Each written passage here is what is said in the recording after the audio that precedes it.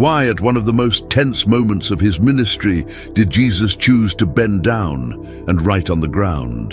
Imagine the scene: a bloodthirsty crowd, religious leaders armed with stones, and a terrified woman awaiting her public execution. It was the perfect setting for powerful words, for a life-changing sermon, for a spectacular display of divine authority. But instead of speaking, Jesus simply bent down and started tracing something in the temple dust. What mystery was behind this seemingly simple gesture that silenced an entire crowd? What few realized that day was that Jesus wasn't just stalling for time or dodging a tough question. Every movement of his finger in the dirt was fulfilling an ancient prophecy, exposing the hypocrisy of his accusers and revealing a truth that would forever change our understanding of justice and mercy. That seemingly silent moment was, in fact, one of the most eloquent demonstrations of divine wisdom ever recorded in history. Stick around till the end, and you'll uncover what really went down that day. It was a morning like any other in the Jerusalem temple, as Jesus taught the crowds who gathered to hear his words. The atmosphere was thick with expectation and reverence, but also tension, as the religious leaders watched the master's every move, looking for an opportunity to discredit him. They knew Jesus had won the hearts of the people with his message of love and forgiveness, something that directly threatened their authority and control over the masses. Christ's growing popularity represented a real danger to the established religious system. It was then that the Pharisees and scribes cooked up what they thought was the perfect trap. They brought a woman caught in adultery, dragging her before Jesus and the entire crowd present in the temple. The situation was deliberately embarrassing and humiliating for the woman, but that didn't matter to them. She was just a pawn in their political and religious game. The goal was clear: to force Jesus to take a stance that would publicly compromise him, either by contradicting the law of Moses or by losing credibility with the people. The question they asked seemed like there was no way out. "Teacher, this woman was caught in the act of adultery. In the law, Moses commanded us to stone such women. So what do you say?" John 8:4-5. It was a calculated question designed to put Jesus in an impossible bind. If he said to stone her, he would be contradicting his own message of mercy and love. If he said to free her, he would be accused of disrespecting the sacred law of Moses, thus losing the trust of the devout Jewish people. The accusers waited triumphantly, convinced they had finally found a way to silence Jesus for good. They believed they had created an unsolvable dilemma where any answer would be detrimental to Christ's ministry. But did they really know who they were dealing with? Did they understand that they were standing before wisdom incarnate, the one who knew not only the law, but also the hearts of each one of them? While the Pharisees awaited an answer that could compromise Jesus, something much deeper was being revealed in that scene. The very situation they presented exposed a glaring hypocrisy that went unnoticed by the crowd, but not by the master's piercing eyes. The law of Moses in Leviticus 20:10 was crystal clear. If a man commits adultery with another man's wife, with the wife of his neighbor, both the adulterer and the adulteress are to be put to death. Divine justice made no distinction between the guilty parties. Both should face the same consequences. Yet there stood only the woman, alone and ashamed, while the man who was part of the same act had mysteriously vanished. Where was he? Why didn't the zealous defenders of the law bring him too? The answer was obvious to anyone with eyes to see. Those men weren't interested in justice, but in manipulation. They had violated the very law they claimed to uphold, picking out only the most vulnerable victim for their political agenda. The woman was nothing more than bait in their carefully planned trap. This selectivity in applying the law revealed the corrupt hearts of the accusers. They presented themselves as guardians of morality and divine justice, but in reality, they were using a vulnerable person as a tool for their personal ambitions. The hypocrisy was so blatant, it was sickening. Men who claimed to be holy were willing to sacrifice a human life just to score political points against Jesus. What kind of justice was that, protecting the powerful and exposing the weak? Jesus certainly perceived this whole perverse dynamic, and his initial silence wasn't hesitation, but a pause loaded with meaning. He was allowing their hypocrisy to fully reveal itself, letting the injustice of the situation become clear to everyone present. But what would he do in the face of such manipulation? How would he respond to this trap that seemed to have no way out? The answer would come in a way no one expected, through a simple gesture that carried ancient wisdom. Amidst the rising tension and the expectant stares of the crowd, Jesus did something completely unexpected. Instead of immediately answering the Pharisees' question, he bent down and began to write on the ground with his finger. The silence that followed was deafening. Everyone expected words, but they received an enigmatic gesture that defied any obvious interpretation. It was as if time had stopped in that moment, with hundreds of eyes fixed on that bent figure, tracing something in the temple dust. The act of writing on the ground completely broke the dynamic of the situation. The Pharisees, who expected an immediate verbal response, were forced to wait in silence, observing that mysterious gesture. The attention that was previously focused on the accused woman and the trap they'd set now shifted entirely to Jesus and his silent writing. It was as if he had taken control of the narrative without uttering a single word, turning the accusers into mere spectators of his wisdom in action. But why write on the ground? Why not just answer directly? Jesus could have quoted the scriptures. He could have verbally exposed the Pharisees' hypocrisy. He could have defended the woman with eloquent arguments. Instead, he chose a method that seemed almost childish in its simplicity, but that carried a depth that few could grasp at that moment. Every stroke in the dust was loaded with meaning. Every movement of his finger was a prophetic declaration that would echo through the centuries. The crowd watched in reverent silence, feeling like they were witnessing something extraordinary, even without fully understanding what was going on. There was something in Jesus' posture, in the deliberation of his movements, that communicated an authority that transcended words. But what was he writing? What message was being traced in that dust that would soon be carried away by the wind? The answer to that question would reveal one of the deepest demonstrations of prophetic wisdom ever recorded in human history. The mystery behind Jesus' gesture starts to unfold when we realize he wasn't just stalling for time or dodging the Pharisees' question. Every movement of his finger in the dust was connected to an ancient prophecy, a prophetic word spoken centuries earlier by the prophet Jeremiah. In Jeremiah 17:13, we find a powerful declaration that sheds light on the whole scene. Lord, the hope of Israel, all who abandon you will be put to shame. Those who turn away from me will be written in the dust because they have forsaken the Lord, the spring of living water. Those Pharisees and scribes who saw themselves as the guardians of faith and the law were at that very moment fulfilling Jeremiah's prophecy. By rejecting Jesus, who had declared himself the spring of living water in John 7:38, they were turning away from the very God they claimed to serve. The irony was devastating. Men who prided themselves on their knowledge of the scriptures were experiencing the fulfillment of a prophecy that condemned them, and they didn't even realize it. Jesus, by writing on the ground, was symbolically recording the names of those who had chosen to stray from the true source of life. The connection between Jesus' act and Jeremiah's prophecy was no coincidence. It was a deliberate demonstration of his divine identity and prophetic authority. He was revealing that he knew not only the scriptures, but also the hearts of the men confronting him.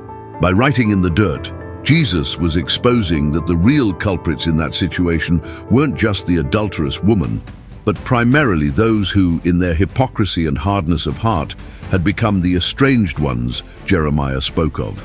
This moment represents one of the most subtle yet powerful demonstrations of Christ's divinity recorded in the Gospels. He didn't need to proclaim his identity with grand words. A simple gesture in the dust was enough to fulfill ancient prophecies and reveal the true spiritual condition of his accusers. But did they grasp the depth of what was happening? Did they recognize they were standing before the one who had the authority to write destinies in the very earth? The answer would come through a question that would forever change the dynamic of that confrontation. After writing on the ground, Jesus slowly stood up and uttered one of the most powerful and transformative phrases ever recorded in history. "Let any one of you who is without sin be the first to throw a stone at her." John 8:7. Those words cut through the air like a sharp sword, piercing directly into the conscience of every accuser present.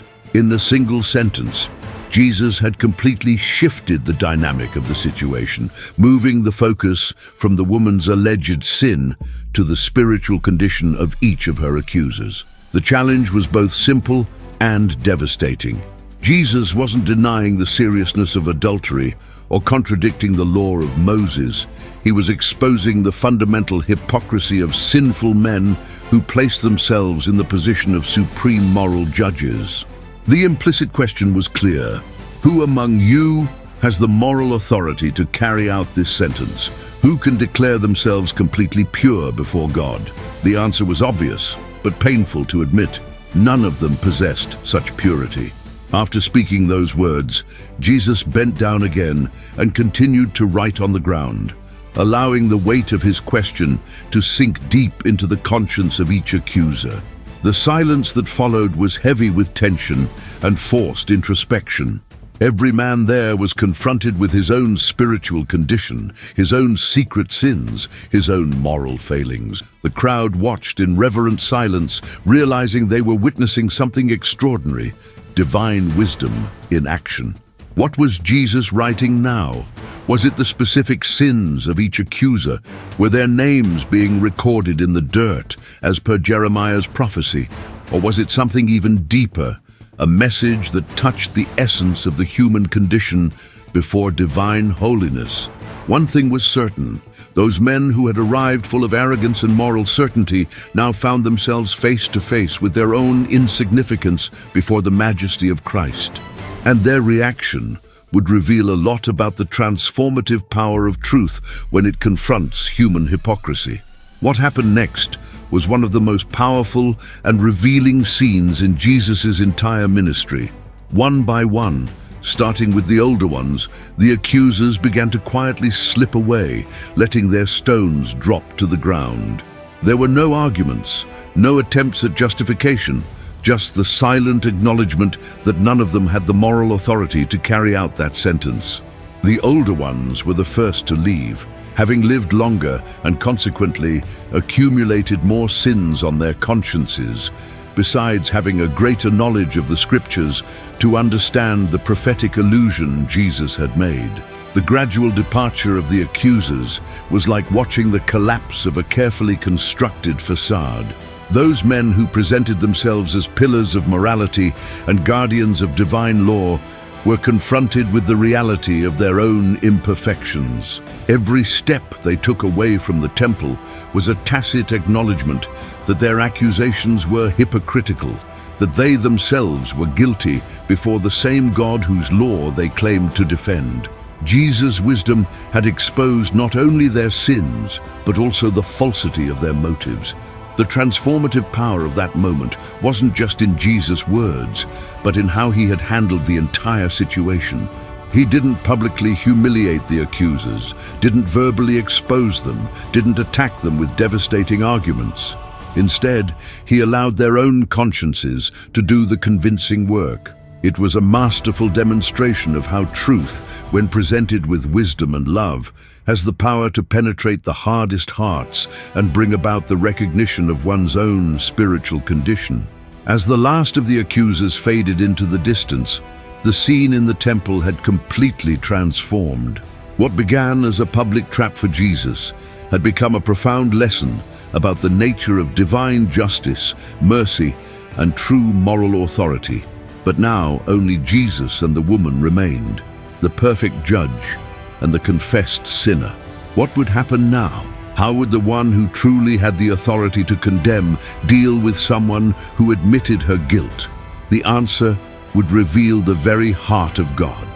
Alone with the woman in the temple, Jesus stood up and asked a question that would echo through the centuries. "Woman, where are your accusers? Has no one condemned you?" John 8:10. It was a question loaded with meaning, because Jesus knew perfectly well where the accusers were. They had fled, confronted with their own imperfections. But he wanted the woman to understand the reality of her situation. Those who considered themselves her moral judges had turned out to be just as guilty and therefore disqualified from carrying out any sentence. The woman's answer was simple and direct. "No one, Lord." John 8:11. In those two words, she recognized not only the physical absence of her accusers, but also the reality that she was standing before someone completely different. By calling him Lord, she showed a respect and recognition that contrasted sharply with the arrogance of the Pharisees. It was as if, in that moment of extreme vulnerability, she could see the true nature of the one standing before her. It was then that Jesus spoke words that would forever transform that woman's life. "Neither do I condemn you. Go now and leave your life of sin." John 8:11. This declaration was revolutionary on multiple levels. First, Jesus showed that he, the only one present who truly had the moral authority to condemn, chose mercy. Second, he didn't minimize the sin. The call to leave your life of sin made it clear that adultery was wrong and should be abandoned. Third, he offered not only forgiveness, but also hope for transformation. The encounter between Jesus and the adulterous woman represents one of the most beautiful examples of divine grace in action. It wasn't cheap grace that ignored sin, nor cruel justice that destroyed the sinner. It was the perfect combination of truth and love, of justice and mercy, offering both forgiveness and direction for a new life. But why did Jesus have the authority to do this? What made his forgiveness valid when the very guardians of the law had failed? The answer lay in his own identity and the revolutionary nature of his mission. The episode of the adulterous woman reveals one of the most central and revolutionary themes of Jesus' ministry: the supremacy of mercy over rigid, loveless legalism. The Pharisees represented a religious system that had become a condemnation machine, where the law was used as an instrument of power and control instead of being a path to restoration and holiness. They had lost sight of God's heart, which has always been characterized by justice tempered with mercy, by love that seeks to restore rather than simply punish. Jesus didn't come to abolish the law, but to fulfill it perfectly, revealing its true purpose and spirit. The law of Moses was never intended to be an instrument of oppression or public humiliation, but a guide for righteous living and a means of protection for society. However, the religious leaders of the time had distorted this purpose, turning the law into a tool for political power and moral superiority. Jesus, by forgiving the woman, was demonstrating that true divine justice always includes the possibility of redemption and transformation.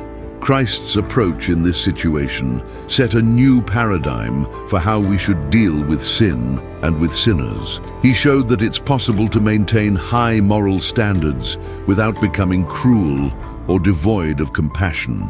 It's possible to call sin by its name without destroying the person who sinned.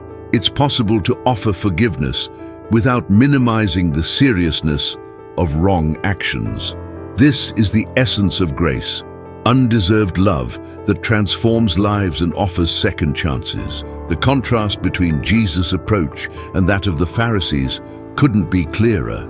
While they sought to use a sinful situation to gain political advantage, Jesus used the same situation to demonstrate God's redemptive love. While they wanted to destroy, he wanted to restore. While they condemned, he forgave. But this wasn't just a lesson for those present that day. It's a message that resonates through the centuries, challenging each of us to examine our own attitudes toward judgment, forgiveness, and compassion. How have you been dealing with the mistakes of others? What kind of justice do you practice in your daily life? The story of the adulterous woman isn't just a fascinating historical account. It's a mirror that reflects deeply relevant issues for our contemporary society.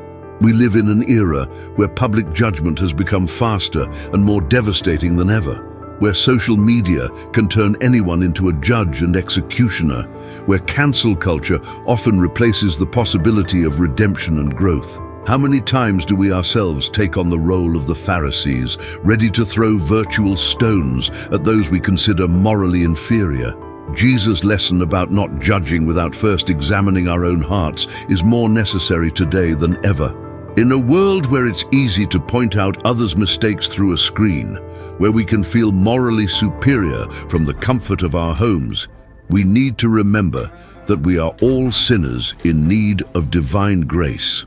The question, who is without sin, hasn't lost its relevance. It continues to challenge our natural tendency to set ourselves up as moral judges of others.